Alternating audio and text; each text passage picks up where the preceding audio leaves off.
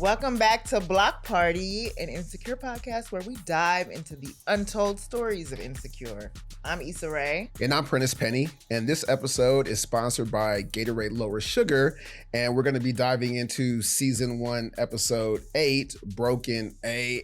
Oh my gosh, it's the finale episode. Man, it gets real. It gets so real. It was written by real. me, directed by Melina. Yeah. The gang was back together. And it was, there's a lot of things that happen in this episode, obviously, right? There's Issa and Lawrence are still broken up. Yeah, they break up. Yes. So we established that they have broken it. She shows up to his job, mad stalker-ish. Which is crazy. She was on her Daniel shit for real. She going through it. She is. We also have the Malibu, Kelly's birthday celebration. Malibu. I think we have a birthday every season. But you know, I'm going to get into the birthday thing later because I have a question for you about birthdays. Okay, for sure. And then, of course, Lawrence goes out with his guy. Yes. We get to see his group of friends all together at once. And Issa and Molly aren't on good terms. No, and they got to figure out how to get back together before it's too late. And then we have our infamous ending, but we will get to all of that. Yo, rewatching this was fun. Do you have any particular memories from this? Yeah, I remember when we were filming in Malibu, which was super cold and windy and all the things. It was a little cold on top of that hill thing. Again, first world problems. But I remember there were two things that I remember about that. One being that we were staying out there so late that we rented a house and all the writers came and we spent the night after filming and we had wine and drinks and it was just a fun time. But one of my favorite scenes is you and Molly driving back home, and because we just filmed it in a parking lot. And so that's the sort of, it's just a light spinning around and the car just being wobbled and that whole scene. There's so many things that are happening in that scene. And when one of my favorite moments is when she imitates Lawrence and she's like, bitch, shut the fuck up. And you're like, oh shit. Actually, I was like, oh, they're going to be okay. Yeah, I was like, they're going to be okay. Just fine. Yeah. Being in Malibu was so much fun. Of course, what you reminded me of was the writers' kind of retreat that we had, the last hurrah. But ending it, like, honestly, this was the real last scene that we shot was from episode 2, but everybody came together to make this happen. Also thinking about, like, we were finally into editing the show too. Yeah, there's so many great memories, but generally, like, I'm just excited to get into what we wrote. A lot of things came flooding, and looking at it from new eyes, there's a lot of stuff I forgot. And I have some new perspectives. So that's interesting. We'll get into this right after the break. Now, when did we find out that we were getting renewed, and what was your headspace around this time filming it and up until then? Well, we found out we were getting renewed when the season was already airing. Yeah. So, like, the good news was I feel like maybe only episode 3 or 4. Yeah, it was early, So it like eased our anxiety, and we knew we were going to be back. Right. And headspace-wise, I was actually looking at old pictures during this time and all the pictures we took. Obviously, like, finishing a season and putting our all into it, and also, like, we wrote the show like we weren't going to have a season 2. That was a whole big thing. And so it was really satisfying to have an ending. An ending that at least people would want more if they liked the show. Or it was just a cautionary tale. Of what not to do. Don't cheat on your man. Like, you'll be miserable. But I remember feeling really, like, satisfied with the story that we were telling, because we put so much thought into it, so much love, so much, like, just general effort that I felt actually confident in the story that we were telling at the end of the day. And being able to, like, actually make it to Malibu, watching all the things that we imagined happen around us, like, the way I wanted it to, was really, really satisfying. On the page, it doesn't seem like a lot is happening, because there's, like, it's all relationship talk. But when I watched it again, I was like, we are all over the place. Like, in terms of location wise, I was like, we are at Chad's house, we're at Lawrence's job, we're at a strip club. I mean, we're just, like, all over the city in a way that I don't know if we had been around the city like that yet. We certainly did in later seasons, but it felt big for us as a first season show. For sure. And I just remember being like, man, we got a lot of mileage out of not that much having to do this in 27 and a half minutes. Yeah, well, that one was, I was like, this is longer. It was 32 minutes. Okay. 30 minutes. That's right, they did give us more time. Yeah, I feel like they gave us more time, and I feel like we must have been I knew we were penny-penching until we got to the finale, because we knew we wanted to go to Malibu, obviously. We had a plan in the writer's room. Like, we knew this is where we wanted to end up generally. Did we discuss any other alternate finale scenarios, even for Molly, even for... At first it was going to be Lawrence cleans out his whole his whole thing. And then I was like, nah, he should lead it. He should lead the Best Buy shirt. And I was like, of course it has to be. Of course. Like, I was like, this is such a genius, petty. And we talked about, is it too petty? We talked about, is it too petty? Well, what was petty was him taking the pillow. I'm like, why did he take it? It was, I think we just really wanted to make it clear that he is no longer, but it was pretty clear. The Best Buy would have been alone. But now the Best Buy shirt lives in infamy. People wear Best Buy shirts now. It's like, that's a Halloween costume. Really does. It's so funny, those moments where when your page hits, when like everybody in the room just gets so hype about it. And you get like, I even get chills thinking about like just the conversation of it coming up and us riffing off of each other. So that's when you know it's something good or at least interesting to talk about. For sure. And especially when it makes you like upset. I'm like, ooh. Lawrence, it's me. I know you hate me right now. I hate me too. Wow, our girl is down bad. She is down bad. Moses something. My gosh, that was. She wearing his shirt. She wearing his shirt, the Georgetown shirt. I just want to smell this nigga. Maybe it'll manifest it back. Yeah, she was down bad, and I had a bit of sympathy for her. But watching this, I just see Melina through and through. There's I was just thinking that. Like, I was like, okay, the pose about to sink. It felt very like, I want to be able to take a picture of this sadness while also like choreographing, you know, this girl's misery. I remember also being really excited to shoot this scene because I love scenes with no lines. You can just, I don't want to work that much. You can just feel, so. Well, I'm curious, to that end, when there is no lines, right? Do you remember like what you were tapping into in that moment? I mean, obviously just missing him. Like, I think that it's not hard to like tap into that kind of heartbreak of just like, especially being in that set apartment alone. Yeah. And, shooting with Jay it's always felt so warm. And so to actually not have him there was great. And so I'm curious, like when you're not there, were you tapping into like literally missing Jay? What's your process to even approach a scene like that? The unique thing is being in the writer's room, especially as an actor and actress, it tells you so much. Like you're just tapped into what you are supposed to feel, what this character is supposed to feel, because we talked about it in the room so much. And so like it was in me to know this is the feeling. So I think there's definitely a big difference between, getting a script and interpreting it yourself and being in the actual room crafting what these characters are supposed to feel, what they're supposed to be doing. So obviously we see this clip of her looking sad, but right after this clip, we juxtapose how Lawrence is kind of moved on. So maybe we should see that clip. Yeah. Hey. What are you doing here? I thought you might need some things while you're staying at Chad's.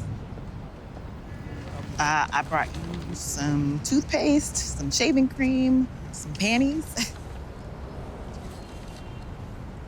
I'm just kidding. I didn't get you panties. I was in a meeting, Issa. Sorry. I just needed to see you. He was pretty no nonsense. And I was like, it's been 3 days. Like, why is the egg still up? Like, come on. You are tripping in that scene. Like, yo, you like kind of tripping. Like, yo, are you still big mad? I'll get on that for sure. But like, so he's looking sharp, obviously. He is. And Issa pulls a Daniel, popping up at the job, all stalkerish. Were there any specific stories from the writer's room that inspired that, or that you were drawing from in this very sad you take? We knew that she had to be active in trying to get him back. Like she was wronging him. We also wanted to be able to show like, these are his new digs. He got a good ass job now. The glow up is crazy. He looks great. Yeah, I was like, what the fuck? Where was this man?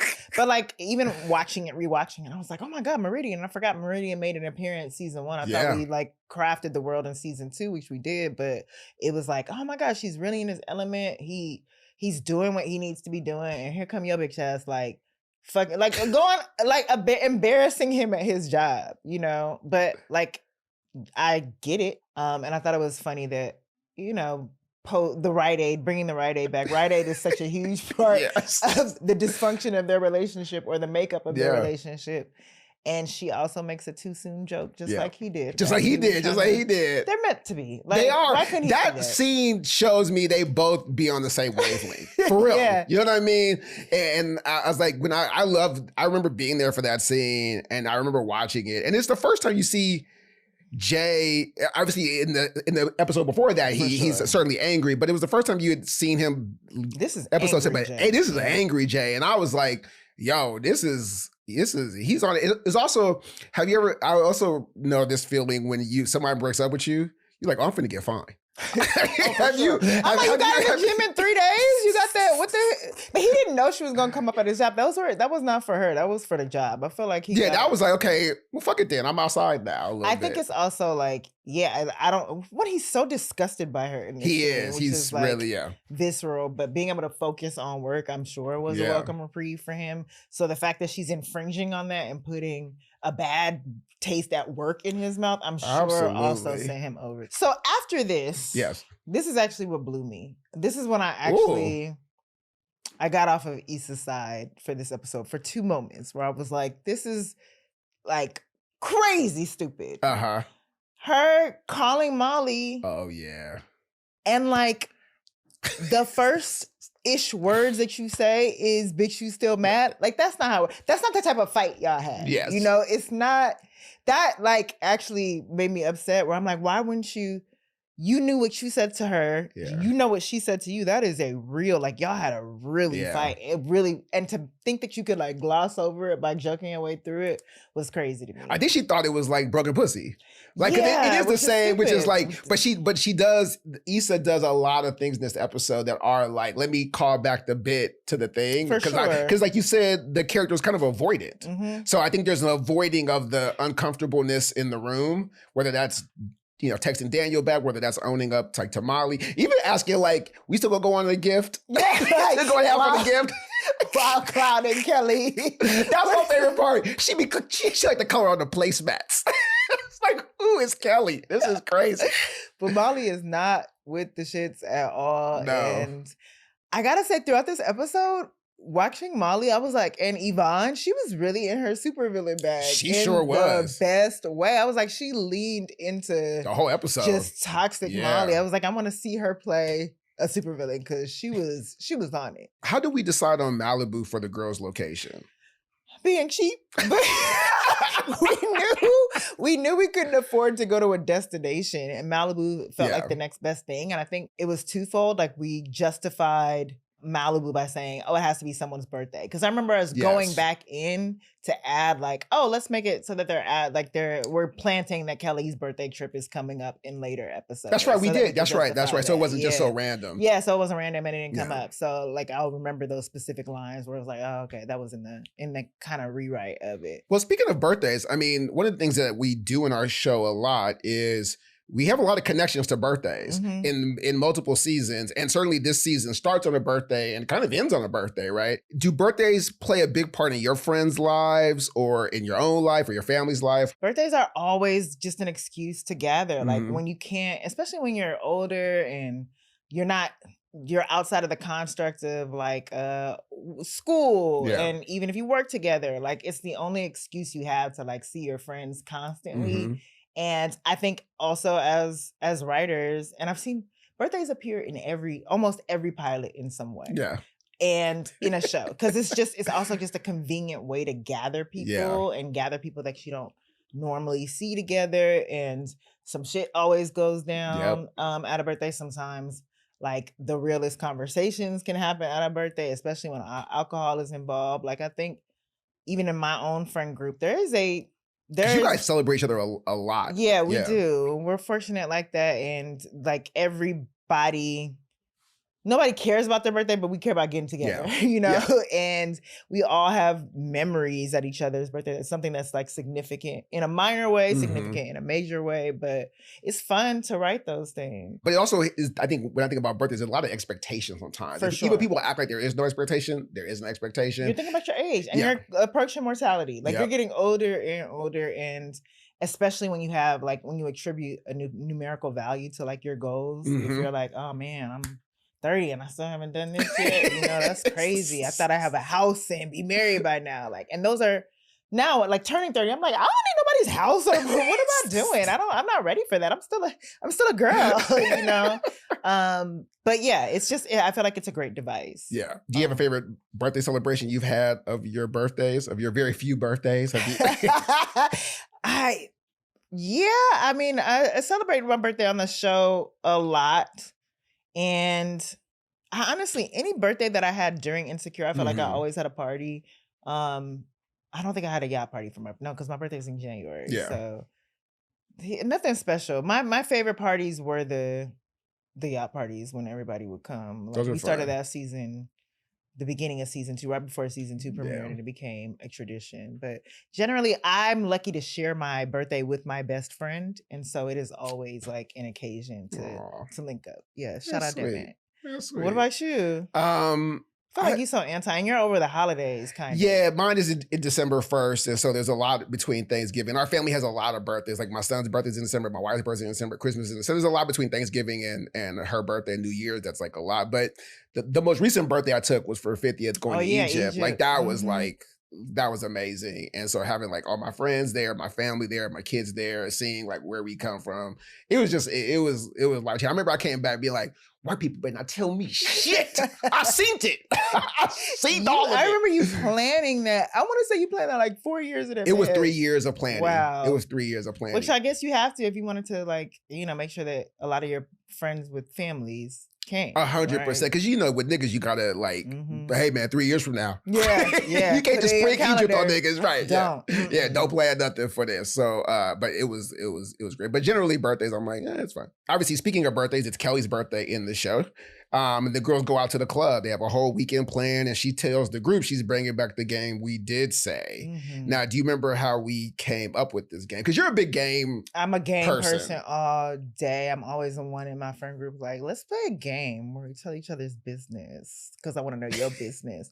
But We Did Say was actually, it came from my real friend group, and it came from like this whole summer that we had where we were like, wait, you said a whole summer. A whole summer. Our whole I thought you said a whole summer. It was our whole summer, and we were just like, we're gonna be open-minded about like who we mess with. Okay. And so like, you know, we have types, throw that shit out the window, whoever they are. And it's like, anytime that we would try to renege, literally, anytime we'd be like, oh, he's a little too broke or he's too ugly, we'd be like, we did say. Really? That's where that came from? I feel like I told that story in the room, and then we changed it more into like, this is our dare. Yeah. But We Did Say is also like, Molly's on her whole shit. So it was like, we blended those stories. Yeah. Now I'm curious, what constitutes deciding to have a whole summer?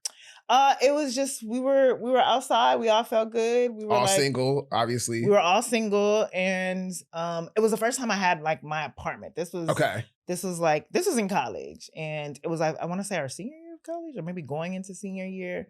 And so I had my own spot. We just felt grown, and we would usually go home for school. That is when you start feeling that grown, like you got your little apartment. You're like, oh, okay, this is the nigga spot. You know, like this is it. And it was so fun. And you know, you do it for the stories. You do it for the plot. Course, you do it for all that. And like we said, we weren't going to judge each other, but we were definitely judging each other. Can I ask a question? Maybe this should be for the Patreon. Who was your most, who was your untraditional nigga that? Disgusting. Was he broke? We didn't know. It wasn't even that. He was okay. too romantic and sentimental, and it was like, I actually wrote about this. I just wasn't into that. What did he do that was too romantic? I will tell you. We went on this date, and he was just so like somebody who like oozes love, and I was like, nigga, it's a date, and this is my whole summer. I'm not trying to do all that. And I remember like, I bet you a week ago, maybe, but now no. And it's also attraction. Like I wasn't attracted to him that way, and I discovered that. And then as soon as I got home, I was like, oh God, I can't.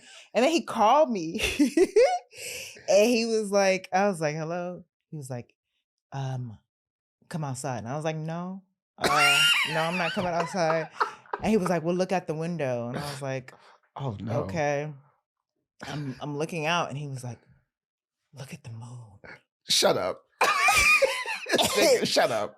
I almost threw up. I said, my pussy dried up like a raisin in the sun. I was so disgusted. It was so disgusting. Why did we not put look at the moon in the show? Why did we not put some nigga saying look at the moon? Look at the moon. Look at the moon. And look at what? Like, please. For why? So that was like, I think that was, I didn't go on any more dates. Whole summer over. Yeah, no thank you. We're that is, I don't know if we should have definitely had a nigga say look at the moon. I don't think you definitely did share a nigga say look at the moon. Go outside. We looking at the same moon, girl. Look at that. Ugh. So, something that's obviously great in this episode is Natasha Rothwell. Just funny ass jokes. Obviously, her, you ever seen someone scream themselves awake is a great one. Y'all know I wish for Dick. Y'all know I wish for Dick. That was a take where we actually all laughed. Like, that was a genuine laugh because she just obviously improv that. But it was funny just seeing us all crack up at that. Genuinely funny line. Yeah. Also, shut up. When she tells us to say happy birthday, and it's like, shut up. That was also genuine laughter. So one of the things that happens that, I don't remember if it was scripted, maybe tell me if it was scripted or not, is when you say, do you hear yourself? It's like, yeah, I got a podcast. No, she improv that too. And we made her have a podcast. That's right. We made her have a podcast. Because I was like, was that in the script? And I was like, but we delivered on, what is she talking about in her podcast? That was another line that I broke on. We had to craft, I remember you laughed really hard on the podcast. For sure. But yeah, we called back to that. She had Prenny's Preguntas. I was also thinking about Kelly's trajectory. She didn't start off financially responsible. No, she definitely broke at that. I need that check. They don't cash that check. Even in that conversation they're having at the bar, she doesn't feel financially responsible at all. And then then we made her an accountant. She could own that over Issa. So shout out to Kelly. Post her birthday, I think. Post her birthday, maybe she got it together. I also think people sometimes, just because they do the thing doesn't make them the best at that thing either, too. True. So I think it's a fun thing of that. But she has so many when she can't swallow anything. Yeah, that was another thing. I could see myself laughing why are you always missing your mouth? I don't know. And I'm like, okay, my head is clearly laughing in that take, but I love it was worth it. She also felt like the most comfortable to do whatever, especially given the permission that this is her birthday. We were all in her world at that point. Also, if you could imagine seeing the things that happen, like when she says, I woke up in my underwear, face down.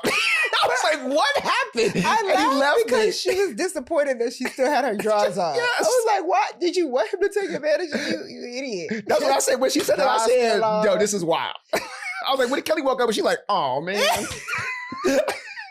Let's go on the podcast. White niggas don't want to fuck. Also, she is a woman who says draws. Yeah. Draws still on. All right, girl, I learned so much about you just there. That's hilarious. So Molly is obviously, you said, she's in her villain mode this whole episode, because we did say, and she turns up the heat with the young dude from the club, and Issa tries to look out, and Molly's like, it's not like I'm trying to keep a nigga, which is, oof. Why did we need Molly to take Petty to this level? I think Molly, we always discuss this, but she isn't self-aware when it comes to relationships, and she also, I think she internalizes feedback, and that's even something that she gets to. It's just I don't want to be who everybody says I am. Yeah. And if this is who you think I am and you hate me for it, then I'm gonna make you hate me for it. She is very much okay, you said this. I was watching this reel of someone posted where it's the people who don't know how to apologize or take accountability. They'll say, oh, that really hurt me. Okay, so I just hurt you all the time. Okay, so, and it was just so on point. I was like, I know who this type of person is. Well, how do you think that made me feel if you was hurt? They can't accept. Just can't just sit in the thing. This is my feelings. It's not an indictment against you. It's just I want you to know that you hurt me. I still love you. I'm not blaming you for it, but I want you to acknowledge it and understand it. And there's some people who just can't do that. Do you think she's if the way is avoiding, do you think she's confrontational, or do you think she's not passive aggressive? What would you call that moment where she's doing right there? Both. I feel like there's an aggressive passive aggressive. Aggressive passive aggressive is great. Yeah, I think that she is very, and she doesn't have a problem being confrontational, but I think that relationship with Issa is obviously special to her, and there is a way to approach it. I don't think either of them don't want to be friends with each other, but this stage of their relationship, and I guess even later, it's hard for them to like talk, like dig beneath the surface, and really like acknowledge their core issues, and they don't really dig beneath the surface until later in the series. Yeah, and I think it's like when you talk to your friend, are you talking to prove a point, or are you talking in love because it's helpful, or in the timing of that moment, right? Yeah. Like, because there's things you could say in different moments that will be heard totally different than we're going back and forth. And now the aim is to hurt you, not the aim to solve the thing. And I feel like Issa and Molly in episode 7 got into a thing of being hurtful, and not being helpful. And you definitely feel that. You definitely feel that in that scene where they're in the bar, in the club, where they just can't say the thing yet. Yeah, it's just you're not hurting nobody but yourself either, girl. Like, you didn't want to fuck that dude. Like, he was a young dude. Did it really? Like, did you really want him? Was it great? Was it worth it? No. Who knows? No. So what? You really done with old girl? Y'all got history, man. Oh. If you was me, cause you just be like, hey, you fucked another nigga, but it's all right. The hell the fuck, though? Shit, I almost punched a dude at Whole Foods the other day because he asked Leah if she wanted him to double bag it. But you're a different type of dude than me. In what way? My heart pump's cold. And you an R&B singing all your feelings type nigga. That's cool, that's you. I love you for that. This is one of my favorite scenes. I love this scene. You know, we get to see Chad and Lawrence actually talking about their situation. Lawrence talking about, you know, almost proposing to Issa, or almost getting a ring for Issa, and Chad actually venting about Leah and getting excited about getting married. Yeah, I'm actually getting married. I know, whether that's true or not. Yeah, I mean, obviously we didn't have a moment after this where I look at it almost like a mirror to episode 2 when like Lawrence is hurt that Issa didn't come home that night, and he calls Chad, right? And Chad's a little bit like, oh yeah, whatever. And so now we're seeing more of a real conversation between these guys. And I felt like, you know, you don't always see men talk about how they're hurting in a certain way, right? And so obviously, you know, Lawrence, I think about the scenes that aren't there, right? Which is the moment Lawrence even called Chad to be like, can I kick it there? Even to have to say, she cheated on me. Even to, there's a lot of things that we didn't say that, you know, got unpacked in this moment. So like, it's a small thing in the scene, but when Lawrence admits that he brought a ring for her and Chad goes, fuck, everything, there's so many things being said there that are just those 2 lines that are just about like, oh, now look, like Chad really saw, oh, you was really building a future with this woman, with a girl. And so that just disrupted all of that. And he knows the type of guy he is. He's known him since college. And so there's a lot of things that I feel like guys don't have to say that are all understood in our history and subtext. And I feel like that's what you're saying there. Like even him being like, I think like, cause you said he's coming for him. I actually think he's reminding Lawrence of, in Chad's way, of who he actually is. He's like, I'm like this. My heart pumps cold. You are R&B. And obviously it's through a joke, but he's kind of saying, you're a different guy. And like, he's like, I love you for that. Like, and I think there's something with Lawrence that feels, which I think a lot of men got affected by watching the scene about the cheating, is like, when he opened his heart to Issa, or has his heart to Issa, it's broken. And I think that he's reminding him like, yeah, but this is who you are. And that's just what you are. And that's nothing wrong with that. And I think Lawrence feels he got played. And obviously there's the obvious ways he got played, but feeling like this is like, you're not rewarded for opening your heart to someone. And obviously we can talk about the ebbs and flow of that. But I think there's lots of moments Lawrence in the series is trying to always, not always, but is definitely sometimes running from the man he actually is. And we see that in season 2 as well, right? Of like, oh, am I this nigga that's built for the street or not? And I think Lawrence has to come to the realization of, this is just who I am. And I remember having to go through that my own experience of like, you know, it's little ways when you're growing up. It's like, I'm not going to be tall. I'm not going to be light skinned. I'm not going to have green eyes. Like whatever the hot shit is that girls like in that moment, you're always looking at what you're not. And once I recognize like, hey, I'm a nigga, like we talked about Jadena. I was like, I got jokes. I'm a nigga that's gonna have jokes. And so I'm gonna just lean to being the best nigga that's like a nice dude that got jokes. And that's gonna work. That'll have to work for me, right? And I think Lawrence is feeling hurt that the Lawrence he is didn't work. And almost like, now I have to be this other, and the way Molly's like, so I just think like I love that scene because there's so many things I think are happening with men relationships. I love the way you distilled it. I think that was so well said, like just in terms of his own journey. And like, you can see like the I'm gonna go and I don't want to be this type of dude anymore. Let's go to savage mode. Yes. I'm gonna try to be like you, nigga. Like, this is not getting me anywhere, so fuck it. Like, let me try not to be this dude, and maybe this is the first time I'm trying not to be this dude. Yeah. Do you remember having the conversation around like the smoking weed that we in the room? Yeah, we talked about that for a long time. I think we were trying to be aware that like, are we saying we're this kind of show or not this kind of show? And I think where we felt was like, it happens. And it doesn't have to be a plot point. It doesn't have to lead. Sometimes it's like, yeah, black people smoke weed. We smoke weed and we're not criminals. We're not, it's not like shit can get crazy or whatever, but this is just literally a pastime and it's casual and it was just cool to be able to show friends like venting and smoking and no consequence. Like the police don't pull up. That's what I like. Yeah, you're right. It's literally so like, hide the weed. Yeah. It's just like, okay, everything's fine. Yeah. And I don't know if even during this time, no, I don't think weed had even been. I don't know if it was legal. Yeah, I don't think it was legal that we in had California the medicinal, the license or whatever you had to have. But yeah, I distinctly remember that being a conversation about like how we show drugs in the show and how we show weed. And initially we were like, let's just stay away from it. But this felt like an appropriate time for it to just be casually I think we were responsible in terms of like, this is a grown-up show. These people are grown-ups and you know, they're 29, 30 years old. But it's also even lame to have that conversation because it feels like you're putting black representation in a way on your back. Well, we had to have that with the condoms too, of like all which we had a condom in episode 5. I was like, we did do this shit. There was a condom on the nightstand when Jadena and Molly were, and like you assume that, like I would assume like, okay, we did it. Woo. But season 2, we're like, where were they at? They just fucking in it. It's crazy. We were held to an unfairly high standard. Yes. So obviously, like Lawrence and the guys, as we talked about, after they leave Chad's house, they go to the strip club to like lick their wounds. Do you remember how we decided on a strip club? And it feels like what dudes do, what niggas who are heartbroken do. But was that heartbroken do? But is that LA is not a good place for strip clubs. It's not a strip club city. It's not. I feel like we have Ace of Diamonds, maybe, and I don't know about any of those places. Yeah, okay. Wasn't this your idea? I don't.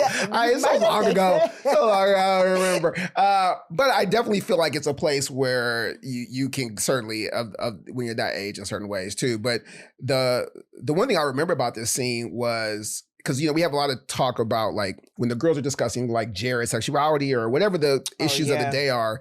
And I remember I was talking with, I had a friend who was newly single at the time. And he was like, nigga, you won't believe how it's out here. I remember. And I was like, I was like, this is a conversation that Prentice has had with his friends that he shared. And I was like, I talked to a few of them who were single. One was single, not divorced. One was divorced and dating, but both dating. And that dialogue is almost like verbatim. Like my friend who was recently divorced was like, man, 4 or 5 girls send me like naked pictures, like whatever. It's just like this now. And my other friend who was like, he said he's the one that says in the scene, like, I asked a girl first date if she sucked dick or not. And I said, you just say that? She said, I say it. And then she got a problem with it. And I know she ain't the one for me. And he was like, and I said, well, and what about the other? He's like, and they do. And I was like, that's wild. And 10 years later, nothing has changed. Unfortunately, like now it's just like on the apps in that way. Or so I've heard. You know, there's so many complaints about like how so many men have the power now. And they get to wield it how they want to. And there is obviously the internet and all that has made a bigger disconnect between genders. For sure. I was so upset. And then also in that scene, we touched on the guys having conversations about cheating and how like the hypocrisy of like my grandma stayed with my I remember. Yeah, those scenes like, were real. Those like were conversations that we had in the room too, where it's like the woman is expected to stay with the man, but if a woman cheats, fuck that. No, that's not. No, the grandfather wouldn't stay with the grandmother if she cheated. What the fuck? That's not how the story goes. Right. Grandpa Joe got a whole second family inside of town, and she stuck it out. There. She a real one. That's what a real one does. I remember we did those conversations because it was the thing of like, because I feel like I hadn't really seen a young woman cheat on a, you know what I mean? It's so crazy to even think like that because of course like everybody can cheat, but I just felt you had to see that, at least not with us. And so it was just like, it felt like we were doing something it felt like we were just opening a jar on thing that people are talking about that like clearly is happening and clearly a thing, but clearly the niggas didn't think so. Yeah. And so watching that scene, I remember when we were writing that scene, doing that scene, it was like, yeah, these are all the things that how certain guys think. And it's another moment of Lawrence romanticizing something out there that isn't him. You know what I mean? And so, but yeah, I just remember that scene being like real lines my friends had said, and I was like, this is wild if this is out there. And that would sound sexy when you just got your heart broke. That would sound like that's popping, or I'm out here and that's what's out there. Like that's, you know. Well, Lawrence almost like got it in with the stripper. If she hadn't said 200 for head, 400 to fuck, which girl, raise your prices. Please. You make that we make more than that in a night just shaking your ass. Why would you? Maybe she was giving him a discount because she liked him or something. Maybe. Oh, sure. That's what he told himself. Like, oh yeah, she liked me. So I got it half off. So that made it work. But that was like, I was devastated for him in this moment. Like, you are not this dude. Yeah. And yeah. Like, please get out of there. And that's, of course, when he decides to call Issa. Absolutely. Which I love this phone call because he's so vulnerable and like Issa's trying to hold on to, like she's like trying not to scare the butterfly. She is. You are definitely like, let me dance however he's saying it. Yeah. Well, before that, actually, I know we were talking about this top 5 moments, but I really want to talk about the hot tub scene, which I also is also one of my favorite scenes. Yes. So new Molly chooses for niggas to walk up out of her life. I got it. Go. Kelly, why are you always coming for somebody? Why are you coming at me? Because you make everything a joke. Like you're 30 and you fucking act like you're 19. And bitch, why do you always miss your big ass mouth? I don't know. Kelly, you are a mess. No, you are. I think in every friend group, like 2 are closer, you know, in whatever pairs. And so what I love about Kelly and Tiffany, Kelly brings out whatever in Tiffany. Tiffany is always with the shits no matter what Kelly does. Yes. Like when they're talking about, like Tiffany just goes along with Kelly. And obviously Issa and Molly are that duo. So the 2 of them ganging up on Molly felt so criminal and also hilarious. And they like spoke their truths. But I love that in that moment, you know, Issa finds a way to stand up for them, but also getting into them. Yeah. And then exposing, of course, Tiffany. Tiffany always exposing Issa's shit. That was wild. I'm not here pretending like I have a man. At least I'm not here pretending like I have a man when I don't. I was like, yo, and playing with the ponytail too is also like petting a cat, like a villain. Like, girl, I remember. I didn't mean to expose you, but I did. It's the facts. Sorry. It's the facts. It's the facts. We saw her say that in the room afterwards. It's the facts. Yeah, it's the facts. It's the facts. Yeah, so obviously that leads to the phone call where Issa has... Do you remember anything about filming out there that night in terms of like, because it's a lot happening in that hot tub. There's a lot of... Yvonne said she was cold, but I don't remember it being cold. And she got to stay in the whole time. I was the one getting in and out. I remember slipping on the inside. Y'all didn't catch that on camera, but it was a hazard. But generally, I remember it being fun. It felt like we were actually drinking and we were kind of delirious that night. It went a little late. And were we trying to lean into when Kelly goes in for she just because we talked about that. We were like, what? I don't remember what that was. I was like, this was always a weird. Kelly has a girl crush on Tiffany. Yeah. And like, if the opportunity presented itself, if Tiffany was just drunk enough, they would have their little makeout session. Apparently Derek too. Should I fuck Derek? She just wanted in on their relationship. She did. I think she would be happy on the Dubois. She would have been happy in a throuple with them. A trois with the Dubois. Why does it come to you so quickly? I don't know. It's the dad in you. It's the dad. Somebody said I'm a sash, so I'm gonna have some joke off quick. So then obviously we get to the phone call, which I know like you love, and do you want to speak more about what it was like filming that? Yeah, this felt, again, I got to actually talk to Jay as Lawrence, and he was nowhere near Malibu. I think he was off, maybe driving to an audition or something like he needed to do. So it meant a lot that he took the time out to actually read with me, because normally you just have to read with the assistant director or, you know, somebody else. And I do remember just feeling like I can't scare this butterfly away like that. Like any little ounce that I can get, he's calling me, he's coming to me. Maybe there is a chance to salvage this. And, you know, especially coming off the heels of having to pretend in front of my friends this whole weekend that I'm in this relationship. That felt like, I do remember feeling like tense in talking to him. Like, I would say, did he give a performance like that? Yeah, Oof. For sure. Yeah. And it was, even on the page, there's not a lot being said. There's so much silence, and he's barely saying anything, but he says just enough to give her hope, which no one was on the other side of this. I was like, damn. But this is the second time that I got mad at Issa. Okay. Because I'm like... Because she went home? No, girl, she wanted everybody. She goes downstairs and she... Like, Lawrence called, I gotta go. Like, at Kelly's birthday weekend, you think everybody's gonna get up, everybody's drunk just because your man called and leave with you? Like, that also was crazy to me. And Molly was, I think an amazing friend in that moment. She definitely was. And then still stole Tiffany's car, which is crazy. I forgot that she had stolen the car. I forgot she had stolen the car. So, yeah, in this amazing moment, this is the opportunity when Issa decides to go home early and see Lawrence. Molly volunteers to go with her. This is when they finally kind of crack what's been wrong with their friendship in this really sweet moment where Molly asks, like, what are you going to say to him when you get there? And, she sees that Issa's stressing and she's like, practice on me, which I think was such a, love I love that moment. Yes, practice on me. And then just when you think you can practice on me, I'm going to show you, fuck you, which was like, oh, okay, they're back. But that's also a callback to episode 2 in the mirror where she's practicing to fight with Lawrence. That's we did a lot of little things I think were either sometimes intentional and found its way back sort of unintentional, but it is that thing like you practice the conversation. Now, so you can practice on me and like, you don't need your mirror, girl. I can be your mirror in this moment, which is I love that. You know what you want to say when you see him? I don't know. Practice on me.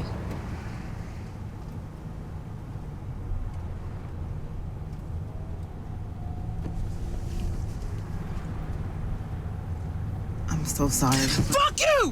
What the fuck? Worst case scenario, girl. I'm just trying to keep you woke. All right, try again. I remember being disappointed that we weren't actually going to be driving. I remember you were upset you were going to be driving.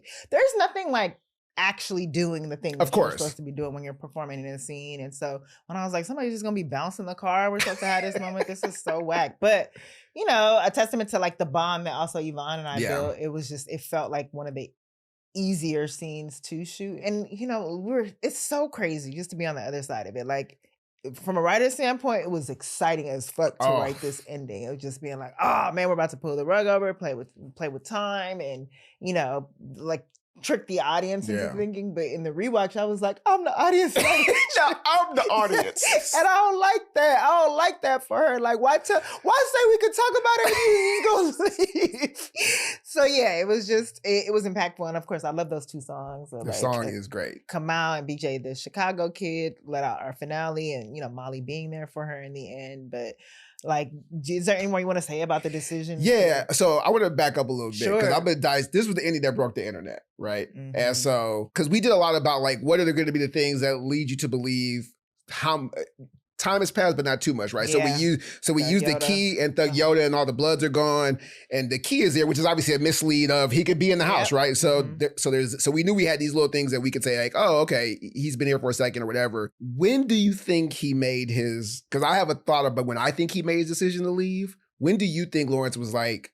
Do you think it happened when he's on the phone call with Issa? Or like, we should talk? Because we should talk doesn't mean we should talk to get back together. No. Do you think it happened on the drive? Do you think it happened when he walked in? I think it happened as soon as he walked in. As soon as he looked at that apartment and like he left after that night. So like, that's the room. I think as soon as he got to the living room, he sat there for a minute. He stood there for a minute. He remembered the fight. He remembered all that he had done. He remembered the betrayal. And he was like, nah, fuck it. I'm going to pack up my shit and I'm out. Yeah. What about you? I think he was on the fence, even when he said we should talk. That he was, because there's a part of him that, because the only thing he says in that phone call is, I miss you, which is fair. It doesn't mean I miss you to be back together, though. But in that realization that I miss you, like even the phone call itself was like, I don't want to be in this world. I don't want to be in this world where girls are charging me $200 for No, I definitely think that. And I do miss this. Like, let me just see what's going on. I don't know what I'm going to say. And I think even hearing her voice on that phone call was like, okay, like, I miss you. You're really trying, and I've been mad for so long. Maybe there is room to talk and get to the bottom of it. I think hearing the voice, softened it, but I wonder if he was like, I'm not trying to be no R&B nigga. Like, almost like I can't, because I do agree. I think when he walks in and he looks over to the couch, and that's where it all went down. The couch obviously has a lot of significance in our show, and I think that's where he was like, nah, I'm out with this. Yeah. But then but then savagely calls Tasha. Is like, I'm about to roll through. I mean, because I didn't really do the math of that. I was like, yo, he came back and was like, I'm going to Tasha's house. I'm about to hit something. I got to smash something. And she was like, you can smash this. It's open. Because I mean, they ain't really talked since have some self-respect, sis. Like, you came in for batteries and he legged you to the front. You know what I'm saying? And now you're like... Now you bent over. Please. Arched up. Not Jay. Lawrence was going to work. Lawrence was like, I'm about to get all this. Yeah, we all saw it. Yeah. My heart pumps cold. Yeah. My heart pumps cold. All right. So, and obviously we see you and her on the couch. We talked earlier about like things you look back and laugh at. Would you, now seeing that, do you feel like that was ever a thing y'all could joke about? Like, I remember you was crying on that couch? It was such a visceral cry. I remember even shooting that scene. Like, I have to be away from Yvonne because Yvonne is like a natural like nurturer, so she would want to make you feel better, and you have to do multiple takes of it, so you still have to be in it. And I remember like sobbing on the side and then having to come back and sit in the take, and her just being like, "You good, girl? You gonna be all right?" Like trying to talk to me to see, and I'm like, "Girl, no, I'm like, please let me be sad." So the love story of the core of our show, as you and I have talked about, has always been Issa and Molly. What's the best lesson that season 1 Molly and Issa taught you about friendship? Oh, what a great question. I mean, that friendship is unconditional, honestly. Like that it's no matter what you might be going through, like sometimes being there for your friend can like trump all of that, trump all the drama. It really is just about like being an emotional support system in so many ways. I mean, you always talked about them, that you didn't want them to be frenemies, that they were always just friends. Because obviously it's based on a real friend of yours. Was there certain ways after the season was over that were there any conversations you guys had? Not even about like the character, but just like things that came up about friendship dynamics that you guys that were like, we actually like talked about that, or you used that in the show in a way that like opened up anything new for you guys' just own relationship in any way? No, I think for season 1, I was more like, I'm gonna talk about how you are with niggas. Like, right. And I think that there were those conversations and even her like telling me or sometimes texting me after an episode, like, Molly was out here. Am I like, for real? Did I do that? I was like, girl, I took that from this situation so like there was just, I think it was a mirror to her in a certain way. And she embraced it. She laughed at it. She judged, Molly. But yeah, for season 1, I think she was just entertained and along for the ride and could separate herself. So y'all know at the end of each episode, we have to do some reflection, a little segment called Then and Now. And looking back at what we did then, what we got right, and what we got wrong. Well, you masterminded this entire ending. And like, I'm curious, just the Lawrence Hive was born after this. What do you remember specifically about my sons?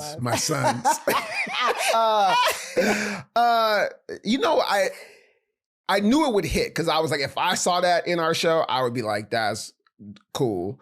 Again, most of our show was like obviously about these two women's friendship, and so you're trying to just weave in other things about men as the space allows for it. So, I mean, I feel like that ending is Do you remember that video? The video of the guys celebrating. Yes. That was, I just got chills, but like I forgot about that. Circulate, and they were just like, it was like they won the champion. It was like the Knicks. It was. I mean, we talked about that. Was like they won a championship. They were in a group watching it, and as soon as that came on, like they had recorded themselves, like like hugging each other. I was like, niggas are sick. It's also again, I love the ending. I stand on it. I would do it 100 times, but it also doesn't take anything into account about. Well, he just called Tasha out of nowhere and she just did it. No, they were was like, nah, don't matter. They were like, she got a bad bitch. She got a bad bitch right now. Yeah. Don't matter. Yeah. Should have smashed first day, nigga. RB, nigga. Yeah, but it was incredible to see that. I talk about that all the time, but like logging on to Twitter the next day, I always have to search the hashtag just to see like, oh, people talking about the show. And then coming on my home screen and seeing Issa Lawrence, just like unprovoked and people having opinions, and it was incredible. One of the best things I knew how it held up in a certain way is my son started watching the show this year, and I didn't tell him anything that was coming. And because he's 18 now, he's graduating high school. And so when the finale was over, he ran into the living room and was like, yo, that's crazy. And I was like, it still holds up there. He probably ran before Issa was crying about it. Oh, I'm sure he left my finale. He was like, she was on the couch. It really was just a moment of like triumph for dudes. So you gave them that. Well, y'all welcome. As a man, you're welcome. So what do you think we got right with the finale? I think it was crafted like we said. We knew the story that we wanted to tell. Like it felt satisfying to be sure about an ending, and that doesn't always happen. You don't always get that when you're writing something. You're just like, I don't know, they might fuck with it, but like to be confident and like this is a story that we wanted to tell, and we told it. Felt great. What would you do differently? I wonder if I would pull back a little bit on some of the Kelly, Tiffany. You need to have them go there, but I wonder if there was a little bit of a different way to get into that. A little bit that didn't. It was a little. When I watched it again, I was like, oh, this feels. It feels hurtful a little bit more than playful. Like I would have wanted it to be a little bit more playful that went too far than just like calling out like, I don't know. Something about that. It started that way, but like, I don't know. The Molly stuff, in looking at it, she did deserve the way she was moving and calling herself New Molly. I thought the way that Kelly introduced it, because it did start off that way. It does. You're right. It does. Is anybody gonna act like New Molly not the same as old Molly? Is hilarious. Yes, it is. It is. Objectively. And then it got to like she got too defensive, and that's fair. In a friend group, like the moment you get defensive, like that's what opens up. That's fair. The real criticism. So I still stand by that. I still think it was mean, but girls can get mean too, especially drunk in a club when another friend is doing the most. For sure. And I think too, also, we as an audience are armed with more information. Like Tiffany and Kelly don't know Issa and them had a fight that was that pointed. So because I'm watching it now, knowing what they're going through, and they're totally unaware that if I was like, ooh, so that I think that's the only like objectively mean line is Tiffany's. At least I'm not here. Like I got my whole band and I know. Yeah, that was mean and a way to expose it, especially if Issa was trying to hide it. But I think it's the facts. It is the facts. It is the facts. It is the facts. I'm getting so worked up reliving this episode all over again. You know what you need to cool down? Some Gatorade Lower Sugar. You are so right. Gatorade Lower Sugar hydrates better than water. There's no artificial flavors, sweeteners, or colors. And it tastes so good. And don't forget the other part. Gatorade Lower Sugar has 75% less sugar and all the electrolytes of regular Gatorade. Prentice, you are always coming through with the answers. Try Gatorade Lower Sugar today. Now, back to the episode. All right, before we wrap, we have to get into our fan segment presented by Gatorade Lower Sugar. Let's hear what y'all petty people are trying to say. All right. Our first question comes from @TemptationSeries on IG. What was the hardest truth you had to let Issa face, even if it made the audience uncomfortable? Ooh, if it made the audience uncomfortable?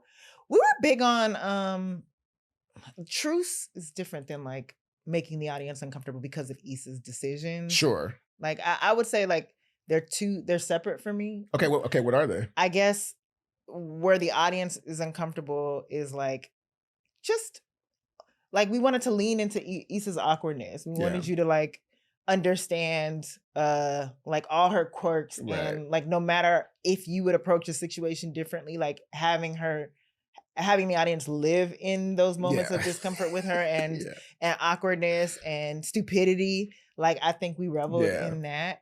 But I would say the truths part like were harder for me of just like we're writing a character, you're in a room where it is like similar to My Best Friend, like it is a reflection of yourself, and even seeing like, oh, these decisions are mad selfish. These are the decisions I have made.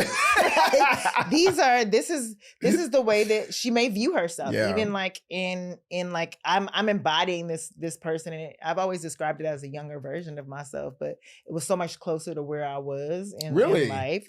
I think so. Yeah. I mean, just compared to like an Awkward Black Girl. Awkward Black Girl was like ages ago, like in my early 20s, and thinking about Insecure was just like the gap widened like over time, but like I'd say season 1 was pretty close-ish. It was like a year off, maybe like 2 years wow. off. Like it was close. It was close enough. So like I think I grew as a person generally, but like the show also was therapy in so many ways. Yeah, I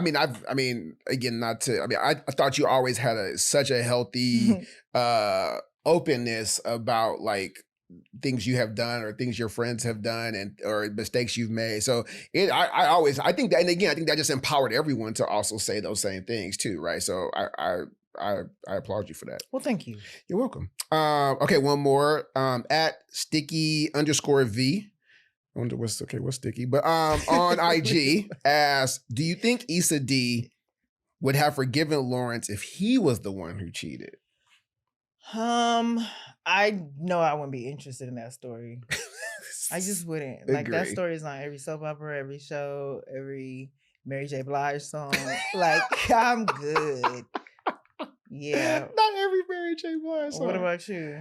I think from where we started him, he's like basically not working. It's like, why is this if he had cheated? The show wouldn't exist. It would be like, why is she even? Why? I don't even want this dude around. You're an idiot for staying with him. I mean, dudes like that, stuff like that. But I don't think that's an interesting story. Yeah. But as always, thank you for your questions and keep them coming. To find exclusive Block Party content and to submit questions to be read live, make sure to follow @HOORAE Media on Instagram. Thank you guys for tuning into Block Party. Make sure you subscribe to our YouTube and follow @HOORAE Media on all platforms and listen to us wherever you listen to podcasts. And we're not done yet, y'all. Make sure you tune in next week. We will see y'all right here back at the party.